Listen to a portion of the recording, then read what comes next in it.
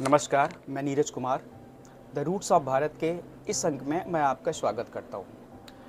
आज हम एक बहुत ही इम्पॉर्टेंट विषय, महत्वपूर्ण विषय को लेकर उपस्थित हुए हैं, वो है पुलिस सिस्टम। पुलिस सिस्टम के बारे में बात करने के लिए आवश्यकता इसलिए पड़ रही है क्योंकि आज की डेट में पूरा लॉ एंड ऑर्डर सिचुएशन और जो समाज की परिस्थितियां हैं, समाज के अंदर जो भय का वातावरण व्याप्त होता है, उसमें पुलिस सिस्टम बहुत हद तक काम करता है। तो ऐसी स्थिति में हम पुलिस सिस्टम को अगर डिस्कशन करेंगे तो उसको हम 4 भागों में विभाजित कर सकते हैं। पहला है कि पुलिस की वर्किंग एरिया क्या है, दूसरा है कि पुलिस की प्रॉब्लम्स क्या हैं, उन प्रॉब्लम्स की वजह से, पब्लिक परसेप्शन की वजह से पुलिस की इमेज क्या बनती है और उससे रिजल्ट क्या आते हैं, और अंत में हम इसके सजेस्टिव मेजर पे भी डिस्कशन करेंगे।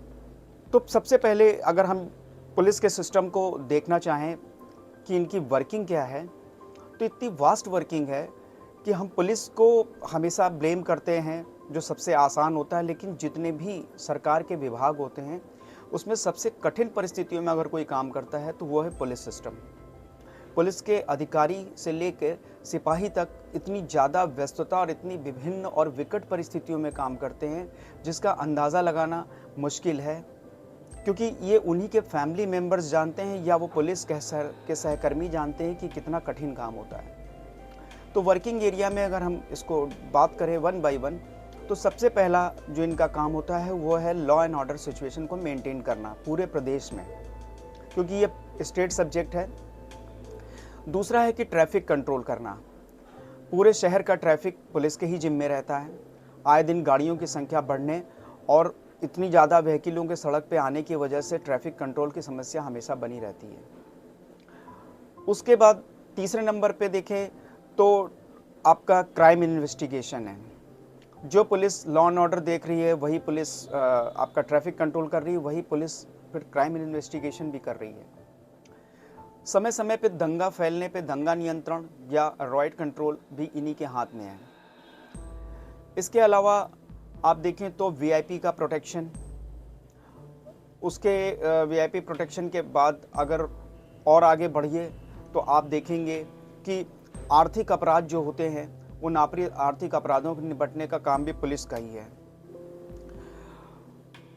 उसके बाद आप देखिए तो सरकारी संपत्ति की सुरक्षा यानी protection of state assets, conflict between neighbours यानी पड़ोसियों के झगड़ों को भी प्राइमरी लेवल पे जब तक कि एफआईआर नहीं होती है पुलिस कोशिश करती है कि इनको बातचीत करके हल कर लिया जाए। सिटीजन्स के साथ जो हम आपसी झगड़े होते हैं उनसे नियंत्रण। ऑल ऑफ सडन जो सिचुएशन क्रिएट होती है, अलग अलग स्थितियों में दो गुटों का झगड़ा हो जाना, दो लोगों का आपस में मारपीट करना, इसको भी पुलिस प्राइमरी लेवल पे कोशिश करती है कि उसको निपटाया जाए। ये तो इनके इम्पॉर्टेंट और रेगुलर काम है। साथ में हम ये भी एक्सपेक्ट करते हैं कि पुलिस 24 घंटे हमको अवेलेबल रहे। आप ये सोचिए कि कोई भी सरकारी विभाग 24 घंटे काम नहीं करता, लेकिन पुलिस की नौकरी 24 घंटे चलती है। इन आवश्यक कामों के अलावा अगर देखें तो इलेक्शन ड्यूटी जो समय समय पे करनी पड़ती है। आप और आगे बढ़ेंगे तो क्रिकेट मैचेस होते हैं या हर तरह के मैचेस सुचारू रूप से चलें, उसके लिए प्रोटेक्शन पुलिस देती है। फैशन शो जब आयोजित होते हैं तो पुलिस का प्रोटेक्शन की ज़रूरत पड़ती है। रिलीजियस फेस्टिवल आते हैं उस दौरान पुलिस वर्क करती है।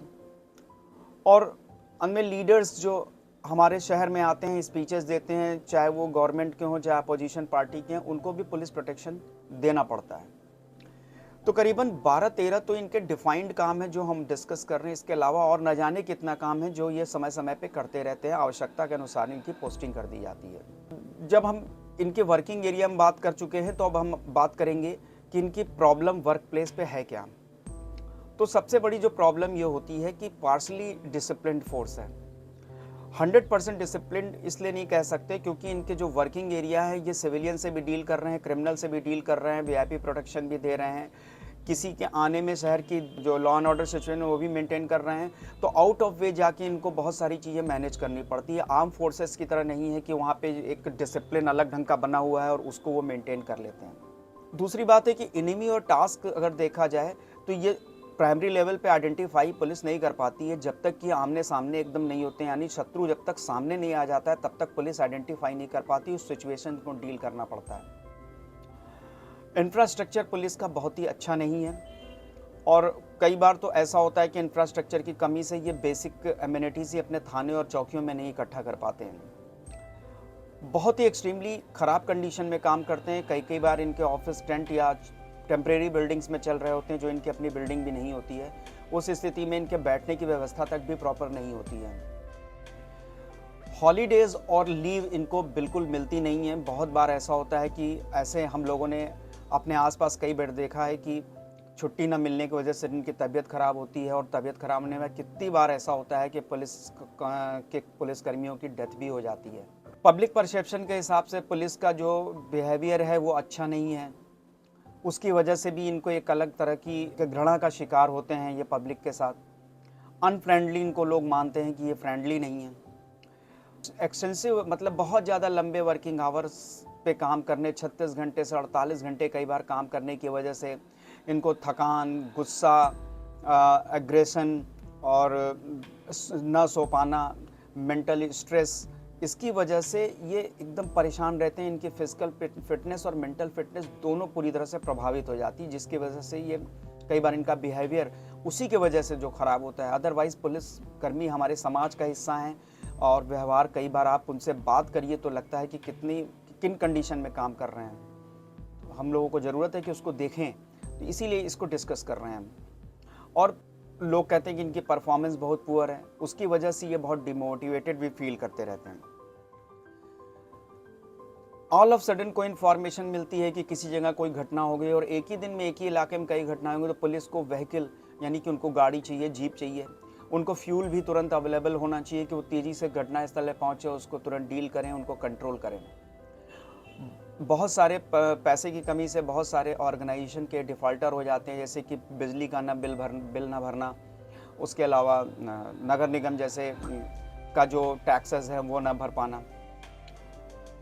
जिनके सिपाही लेवल पे जो लोग काम करते हैं उनकी कंडीशन बहुत ही ज़्यादा ख़राब है। हायर लेवल के अफसर थोड़ा बहुत रेस्ट की पोजीशन में आ भी जाते हैं, लेकिन नीचे के कांस्टेबलरी और सिपाही लेवल पे जो काम होता है इनको बिल्कुल भी वक्त नहीं मिलता है कि ये आराम कर सकें।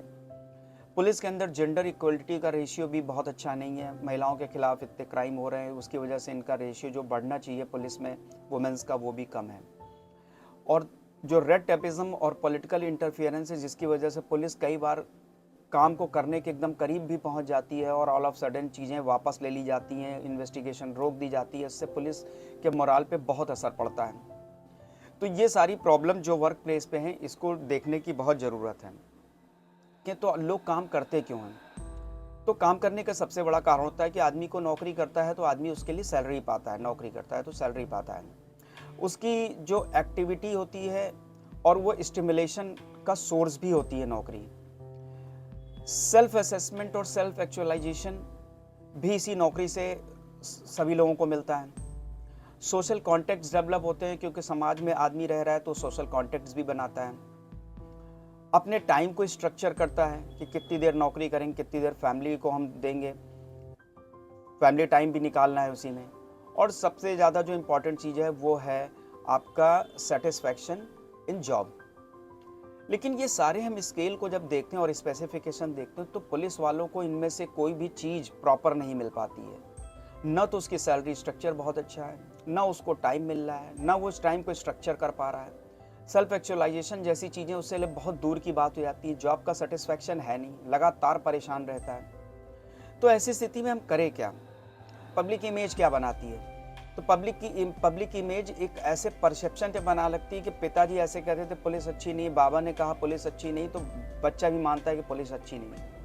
जबकि मेरा व्यक्तिगत रूप से अनुभव रहा है कि जब जब पुलिस से मुझे हेल्प की ज़रूरत हुई और मैंने कहा है तो उन्होंने वो हेल्प की है।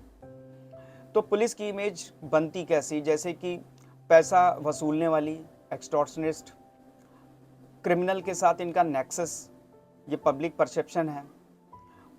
और इसको पब्लिक ये मानती है कि one of the most corrupt arms of government, जबकि गवर्नमेंट इन्हीं के बल पे अपने पूरे व्यवस्था को नियंत्रित करती है। और ऑर्गेनाइज करप्शन में पुलिस को इन्वॉल्वमेंट होता है, लेकिन ये मात्र और मात्र 2 से 3% है, जबकि 97% के आसपास पुलिस बहुत अच्छी वर्किंग कर दे रही होती है। एक चीज जो परसेप्शन है कि ये रूलर्स पुलिस है, जो रूल कर रहा है पुलिस उसके अकॉर्डिंग काम करती है, वो पब्लिक के अकॉर्डिंग काम नहीं कर रही है, इसलिए इनकी अकाउंटेबिलिटी, इनकी लॉयल्टी रूलर्स के लिए है, न कि पब्लिक के लिए है। तो इसलिए शैलो पुलिसिंग हम लोग को दिखती है। पुलिस का जो नेचर है वर्क का, तो 1861 में जब पुलिस एक्ट आया तो जो पुलिसिंग हमको मिली वो ब्रिटिशर्स को भारत के ऊपर शासन करने के लिए दी गई। तो 90 सालों में जो पुलिस का नेचर बना 1947 तक, तो वो नेचर उन्होंने 1947 के बाद पुलिस के जो प्रोसीजर थे उनमें एक आमूलचूल परिवर्तन होना चाहिए था, जो नहीं हो पाया। तो जो पुलिसिंग हमको मिली, तो पुलिसिंग का व्यवहार एज इट इज रह गया। तो उसमें कॉलोनियल सोच एक आ गई, पॉलिटिकल इंटरफेरेंस, रेड टेपिज्म की वजह से पुलिस को ये नियंत्रण कर रहे हैं। तो पब्लिक के ने ये इमेज बना ली कि जो पुलिस काम कर रही है वो सिर्फ रूलर के लिए काम करती है, वो हमारे लिए नहीं है। ये एक परसेप्शन है, जबकि सत्यता ऐसी है नहीं। इसी पुलिस की वजह से आज हम प्रोटेक्शन फील करते हैं, फियरलेस या भय मुक्त वातावरण हम लोगों को मिलता भी है। तो ये माना जाता है कि ये सर्व नहीं करते, ये प्रोटेक्ट नहीं करते हैं, ये हमारे भक्षक हो गए, ये रक्षक नहीं है, ऐसी इमेज एक बन गई है। साथ ही साथ कई बार देखा गया है कि पुलिस के जो छोटे लेवल के जो कांस्टेबल्स हैं, ये लोगों के, अफसरों के ड्रग स्टॉलिंग और क्लोथ वॉशिंग वगैरह जैसे कामों में इन्वॉल्व हैं। जैसा कि एक प्रोग्राम बहुत पहले टीवी पे सत्यमेव जयते आया, उसमें इस बात को बहुत खुले तौर पे डिस्कशन भी किया गया। तो इस इमेज से नुकसान क्या हुआ? नुकसान ये हो कि इसके रिजल्टेंटली देखा जाए तो हमें डीमोटिवेटेड पुलिसिंग मिली। पुलिस बहुत डिमोटिवेट होकर काम करती है। जॉब सेटिस्फेक्शन या तो पार्शियल है या नहीं के बराबर है। इन फैमिली क्वालिटी लाइफ जो है वो बहुत ही पुअर है।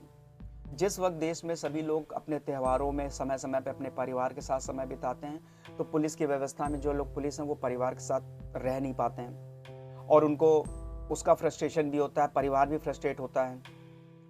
तो बहुत ज़्यादा लंबे आवर्स की वजह से फिटनेस इशू मेंटल लेवल पे और फिजिकल लेवल पे दोनों ही देखने को मिलते हैं।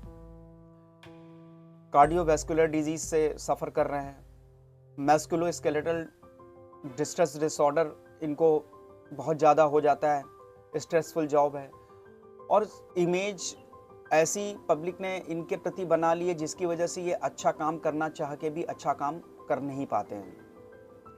अब रिजल्टेंटली जब हम सारी बात कर चुके, तो अब हमको करना क्या है? करना ये है कि हमें पुलिस के थोड़े रिफॉर्म्स चाहिए। पहले से पुलिसिंग बहुत अच्छी हुई है, और पिछले 10 सालों में पुलिस की व्यवस्था पे देखें तो पुलिस बहुत ही एडवांस हुई है। इसके साइंटिफिक इसने तरीके अपनाए हैं क्राइम को कंट्रोल करने में, खासकर साइबर क्राइम वगैरह को देके। तो सजेस्टिव मेजर अगर हम देखें तो सबसे पहला जो मेजर है कि जितनी भी कमेटीज़ ने अभी तक पुलिस रिफॉर्म के लिए अपनी रिपोर्ट दी है, उसमें थॉमस रिपोर्ट है, उसके बाद फॉर्मर डीजीपी प्रकाश सिंह जो है उन्होंने एक सुप्रीम कोर्ट में केस फाइल किया पुलिस में एक रिफॉर्म करने के लिए। सुप्रीम कोर्ट का डिसीजन 2006 में आया, जिसमें सुप्रीम कोर्ट ने जो उसमें फाइंडिंग्स ली उसको स्टेट को डायरेक्ट भी किया और एडवाइस किया कि आप इसको लागू करें, जिससे पुलिस व्यवस्था बेहतर हो। और चूँकि पुलिस एक स्टेट मैटर है तो स्टेट गवर्नमेंट्स को लागू करना है, लेकिन कोई भी स्टेट गवर्नमेंट इसको लागू करने में उतनी उत्सुक कभी नहीं दिखाई दी जितना कि होना चाहिए। तो प्रकाश सिंह ने काफ़ी इसके लिए काम किया। उसके अलावा अभी भी बहुत सारे अधिकारी इसके लिए प्रयासरत भी हैं। तो रिकमेंडेशन को देखना पड़ेगा कि ये लागू हो जाए। सिलेक्शन प्रोसीजर को थोड़ा सा साइंटिफिक करने की ज़रूरत है, क्योंकि सोसाइटी बदल रही है। सोसाइटी में जो क्राइम करने के तरीके हैं वो भी बदल रहे हैं। तो हमारे जो पुलिसमैन होते हैं थोड़े साइंटिफिक एप्टीट्यूड के हों तो बेहतर रहेगा। तो थोड़ा सा प्रोसीजर में अगर बदलाव आ जाए तो शायद हम और बेहतर पुलिस फोर्स को खड़ा कर सकते हैं। इनके जो वर्क फोर्स है वो पॉपुलेशन के रेशियो में वो काफ़ी कम है, जिसको बढ़ाने की आवश्यकता है। इनके वर्किंग आवर को रिड्यूस करने की ज़रूरत है। 24 घंटे की अगर सर्विस में अगर हम 8-8 घंटे की ड्यूटी पुलिसमैन को दें तो शायद वो अपने टास्क और बेहतर तरीके से उसको एग्जीक्यूट कर पाएगा। एक कंड्यूसिव और हेल्दी इन्वायरमेंट हमें देने की ज़रूरत है। ये बात एक बड़ी कंट्राडिक्टरी होती है कि हम पुलिस फोर्स को बढ़ाएंगे तो जो पैसे का एक्सचेकर पे भार पड़ेगा वो कहाँ से आएगा, या हम एक्सचेकर से पैसा पहले बढ़ा लें और फिर पुलिस फोर्स को बढ़ाएंगे। एक आपस में एक कंट्राडिक्टरी स्टेटमेंट है, लेकिन अकॉर्डिंग टू मी कि हम भयमुक्त वातावरण स्टेट में करें और इंडस्ट्री, कॉरपोरेट और एंटरप्रेन्योर्स को इनवाइट करें अपने स्टेट में, उससे हमारे स्टेट के अंदर बिजनेस बढ़ेगा। बिजनेस बढ़ने की वजह से हमारे पास टैक्स का कलेक्शन अच्छा आएगा। इस टैक्स के कलेक्शन से हमारा एक्सचेकर और इनरिच हो जाएगा। उस टैक्स कलेक्शन के इनरिच होने से हमारे पुलिस फोर्स की और जो स्ट्रेंथ को उसको हम बढ़ा सकते हैं और उसको और बेटर किया जा सकता है, क्योंकि दुनिया में जो भी देश अगर आर्थिक रूप से समर्थ हैं तो वहाँ पे नो डाउट कि वहाँ पे जो वातावरण है काम करने का वो भयमुक्त है, जिसमें हम अमेरिका को देख सकते हैं। तो पुलिसिंग कहने के लिए सिर्फ सुरक्षा की बात नहीं है, पुलिसिंग आपके पूरे सिस्टम को प्रभावित करती है। इसलिए पुलिसिंग अच्छी होगी तो पूरा सिस्टम अपने आप बेहतर हो जाएगा। हम पूरे एज ए राष्ट्र, मतलब एक देश की तरह बहुत अच्छा परफॉर्म कर पाएंगे इकोनॉमी लेवल पे, क्योंकि सारी चीज़ अल्टीमेटली आके इकोनॉमी पे ठहरती है। वहीं से आपके सारे रिसोर्सेस क्रिएट होते हैं, वहीं से सारे पैसे के जो फ्लो है उसको हम कंट्रोल करते हैं। ये बहुत लोग बिजनेस करना चाहते हैं, लेकिन बहुत से लोग बिजनेस सिर्फ इस डर से नहीं कर सकते कि हमारा वातावरण ठीक नहीं है, हमसे पैसे की कोई बदमाश आके वसूली कर लेगा या हमका तोड़फोड़ कर देगा, तो वो बिजनेस कर नहीं पाता है, चाह के नहीं कर पाता है। इसमें एक सजेस्टिव मेजर ये भी हो सकता है कि हमारे पास ट्रैफिक कंट्रोल के लिए पुलिसिंग अगर कम पड़ रही है तो हम पुलिस के अंदर एक ऐसा विभाग बना सकते हैं जो कॉलेज यूनिवर्सिटीज़ से संपर्क करे, जो ग्रेजुएशन लेवल पे स्टूडेंट्स पढ़ाई कर रहे हैं उनको हम ट्रैफिक कंट्रोल में इन्वॉल्व करें। इससे 2-3 चीज़ें सॉल्व होंगी। उससे एक चीज़ ये होगी कि पुलिस का पब्लिक के प्रति जो कोऑर्डिनेशन है वो डेवलप होगा। स्टूडेंट्स पुलिस व्यवस्था को समझ पाएंगे और सरकारी व्यवस्था में काम करने के तरीके को समझेंगे। साथ ही साथ जब स्टूडेंट्स ट्रैफिक कंट्रोल में काम करेगा तो उसको ये तो समझ में आएगा कि जितना ट्रैफिक अच्छा होता है उतने हम सभ्य माने जाते हैं, और जितना ट्रैफिक खराब होता है वो ये एक पैमाना भी हो सकता है कि हम कितने सभ्य या कितने असभ्य हैं, वो ट्रैफिक से समझ में आ जाता है। तो हमें पुलिसमैन खड़ा करने की ज़रूरत ना पड़े और लाइटिंग सिस्टम पे अपने आप लोग ट्रैफिक को फॉलो करें, तो इससे स्टूडेंट्स के हेल्प लेने से हमारा ये काम आसान हो जाएगा और पुलिस फोर्स की जो कमी है वो काफ़ी हद तक यहाँ हम रिकूप कर सकते हैं। और ये प्रोजेक्ट तौर पे कर सकते हैं कि 1 से 2 महीने के लिए हमने स्टूडेंट्स को इन्वॉल्व कर लिया, शहर के अलग अलग चौराहे में पुलिस के साथ कोऑर्डिनेट करके वो ट्रैफिक कंट्रोल कर रहे हैं। इससे ये बहुत सारी लर्निंग प्रोसेस होगा, ये उनके एक्सपीरियंस का हिस्सा होगा कि जिस तरह इजराइल में सभी लोगों के लिए आर्म फोर्सेस के सर्विसेज या ट्रेनिंग एक ज़रूरी होती है, उसी तरह अगर इस तरह की एक व्यवस्था कर दिया है तो सभी के लिए ये बहुत अच्छा मैसेज जाएगा। साइको सोशल फैक्टर, क्योंकि समाज की जो सोच होती है वो हर 5 साल 10 साल में बहुत तेज़ी से बदल रही होती है, तो इस पे रिसर्च करके और पुलिस सिस्टम के अंदर उसके फंक्शंस, उसके डायमेंशन को समझते हुए उसको लागू करने की ज़रूरत है। और पब्लिक के साथ पुलिस का एक संवाद हमेशा स्थापित होते रहना चाहिए। जैसे कि किसी इलाके में कोई रिटायर्ड ऑफिसर है और रिस्पॉन्सिबल पर्सन है, उसके साथ पुलिस मिल के बातचीत करे, वीकली बैठक करे और वहाँ पे जो समस्याएं हैं उसको उसी लेवल पे, बातचीत के लेवल पे हल कर लिया जाए। शायद पुलिस में थानों में इतनी रिपोर्ट्स भी नहीं होंगी जितनी कि आज की डेट में है, और जिसके वजह से पुलिस का इन्वॉल्वमेंट इन चीज़ों में ज़्यादा हो जाता है। पुलिस को एग्जैक्टली जहाँ पे फोकस करना चाहिए वो वहाँ पे नहीं कर पाती है। तो पुलिस के मल्टी डायमेंशनल जो फैक्टर हैं, फंक्शंस हैं, स्ट्रक्चर हैं, ये भी समय समय पे बदलने की आवश्यकता है।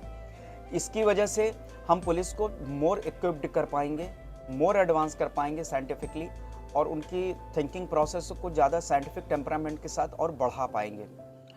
पुलिस में एक चीज़ जो ज़रूरी है वो है लीडरशिप की। हाँ, सिलेक्शन प्रोसीजर में जैसा कि देखा जाता है कि ब्रिटेन में जो पुलिस में एंट्री लेवल एक सिंगल लेवल है, भारत में पुलिस में एंट्री लेवल 4 लेवल पे होता है कि एक कांस्टेबल की भर्ती है, फिर इंस्पेक्टर्स की है, फिर सीओज या डीवाईएसपी की है, फिर आईपीएस लेवल पे है। तो इस पे भी देखने की ज़रूरत है कि क्या हम इन लेवल को और कुछ थोड़ा मतलब कम कर सकते हैं, क्योंकि अलग अलग लेवल पे आने से जो ह्यूमन साइकोलॉजी ये कहती है कि वो एक डिफरेंशिएशन पैदा हो जाता है, जिसकी वजह से कोऑर्डिनेशन नहीं होता है, सिर्फ सबऑर्डिनेशन होता है। एक बहुत इंपॉर्टेंट चीज़ है कि पुलिस को रूल्स रेगुलेशन और लॉ इन्फोर्समेंट के समय में हमें ऐसे एक्सपर्ट लोगों की ज़रूरत है कि जब भी केस प्रिपेयर किया जाए, चाहे हत्या का हो, चाहे किसी तरह की दंगा प्रभावित एरिया में इन्वेस्टिगेशन हो रहा हो, तो जब हम केस फाइल करें तो हमारे पास ऐसे एक्सपर्ट हो जो रूल्स रेगुलेशन और लॉ इन्फोर्समेंट को बेहतर समझें, जिससे हमारे केस में जो कमियां हैं या लैकुना है वो दूर हो जाए और कोर्ट में हमारी पुलिस कभी भी हारे ना, क्योंकि बहुत बार ये देखा जाता कि बहुत लंबे समय तक केस चलते चलते अपनी सैंक्टिटी है वो खो देती है और क्रिमिनल बच निकलता है। कोर्ट भी जानती है, पुलिस भी जानती है, पब्लिक भी जानती है आदमी क्रिमिनल है, बट हम उसको सिर्फ रूल्स रेगुलेशन और लॉ इन्फोर्समेंट की कमी की वजह से वो बचाव में निकल जाता है। तो इसको दूर करने की ज़रूरत है। सैलरी स्ट्रक्चर पुलिस का और बेहतर करने की ज़रूरत है और ये सैलरी कंपेरेटिव टू इंडस्ट्री होनी चाहिए और अदर सेक्टर ऑफ गवर्नमेंट जो सर्विसेज हैं उसके साथ होनी चाहिए। हम एसपी सिस्टम और कमिश्नरेट सिस्टम पे अगर डिफ्रेंशिएशन करें तो आज की डेट में कमिश्नरेट सिस्टम शायद ज़्यादा प्रभावी है, इसलिए हर प्रदेश के हर डिस्ट्रिक्ट में इसको लागू करने की आवश्यकता है, जिससे पुलिस में जो वर्क करने का जो कल्चर है उसमें स्पीडी ट्रायल होंगे और वो तेज़ी से काम कर पाएंगे। पुलिस के ऑर्गेनाइजेशन में जो इसका क्लाइमेट है, इसकी इकोलॉजी है, इसका एनवायरनमेंट और इसके कल्चर, ये तीनों को स्टडी करने की ज़रूरत है और समय समय पे स्टडी करने से जो भी फाइंडिंग्स आती हैं उनको लागू करने की ज़रूरत है, क्योंकि पुलिस का जो कल्चर है उसमें वैल्यू, बिलीफ सिस्टम, नॉर्म्स और वे ऑफ थिंकिंग बदलती रहती है, तो पुलिस को भी अकॉर्डिंगली उसको बदलना पड़ेगा। वो हमेशा समाज के हिसाब से ही पुलिस को काम करना होगा। पुलिस को सिटीजन सर्विसेज माइंडेड अप्रोच के साथ ही ट्रेनिंग करानी है, इसलिए समय समय पे पुलिस की ट्रेनिंग भी होनी चाहिए और उस ट्रेनिंग में ह्यूमन अप्रोच का इन्वॉल्वमेंट ज़रूरी है, एज वेल एज कि वो साइंटिफिक टेम्परामेंट के साथ काम करे और ह्यूमन अप्रोच भी साथ लेके चले। कॉलोनियल सिस्टम पे हम पहले बात कर चुके हैं कि 1947 के बाद पुलिस का आमूलचूल परिवर्तन हो जाना चाहिए था, लेकिन वो हुआ नहीं।